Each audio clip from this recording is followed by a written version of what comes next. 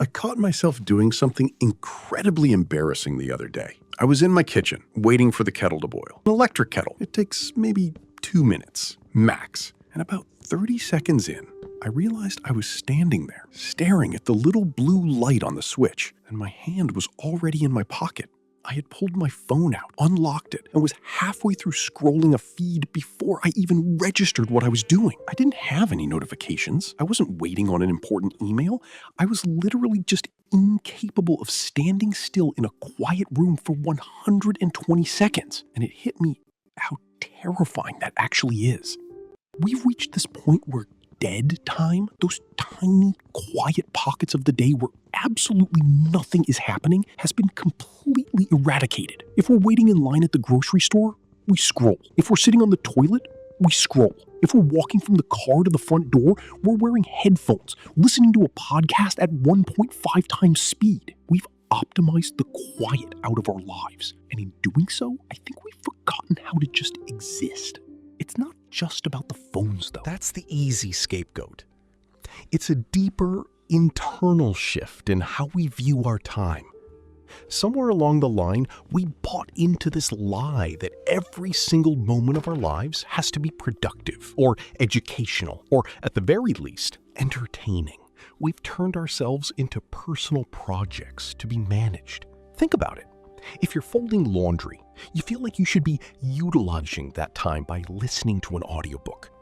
If you go for a run, you're tracking your pace, your heart rate, your steps, turning a physical release into a data set. Even our hobbies aren't safe.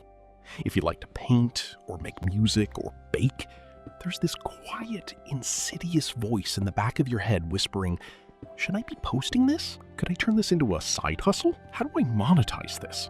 We don't just rest anymore. We do active recovery. We don't just take a vacation. We recharge our batteries so we can return to work more efficient. We've translated the language of corporate capitalism into our personal souls.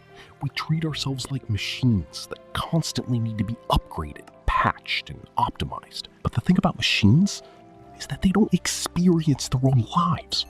They just run until they wear out. I've been asking myself why we do this. Why do we run from a quiet room? And I think the honest answer is that stillness is incredibly uncomfortable. When you strip away the noise, the music, the podcasts, the infinite scroll, the constant scheduling, you're left alone with your own mind. And for most of us, that's a pretty scary place to be. The second the background noise stops, all the things we've been running from catch up. The low humming anxiety about the future, the regrets from 5 years ago, the quiet dissatisfaction with where we are right now. It is so much easier to drown all of that out with a fresh hit of dopamine. We use our screens like digital pacifiers. The moment we feel a flicker of boredom or awkwardness or existential dread, we pop the pacifier in. But there's a massive cause to that. Boredom isn't just a blank space. It's the soil that everything meaningful grows out of it. It's where creativity actually happens. It's where you finally digest your own emotions instead of just piling new inputs on top of them. When we eliminate boredom, we also eliminate the space we need to process our lives. I started experimenting with this a few weeks ago. Nothing major, just trying to reclaim tiny bits of what I call existential white space. I decided that when I walk to the mailbox, I leave my phone inside. When I sit on the porch in the morning, I just drink my coffee. I don't read, I don't check my calendar, I just look at the trees. And let me tell you, the first few days, it felt like my skin was itching. My brain was practically screaming for input. It felt incredibly unnatural to just sit there and do nothing. I felt this irrational wave of guilt, like I was wasting precious time that could be spent doing something valuable. After a while, the itch stopped, and this incredibly weird thing happened. I started noticing things again. Shit felt like The Mentalist, not gonna lie. I noticed the specific way the light hits the floorboards in the afternoon. Literally remembered random, vivid memories from my childhood that had been buried under years of digital shit. I started having actual, Original thoughts that didn't feel like a reaction to something I had just read online. I realized that I hadn't been living, I had just been reacting.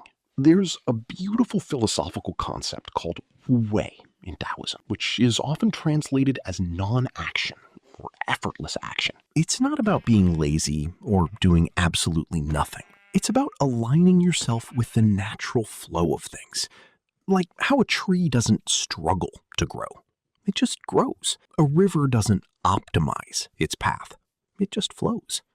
We are the only creatures on this planet that feel the need to justify our own existence through our output. You don't need to be constantly learning. You don't need to be constantly growing or building a brand or staying informed or maximizing your potential. Sometimes the most radical, rebellious thing you can do in a world that demands your constant attention is to just sit in a room, look at the wall, and exist.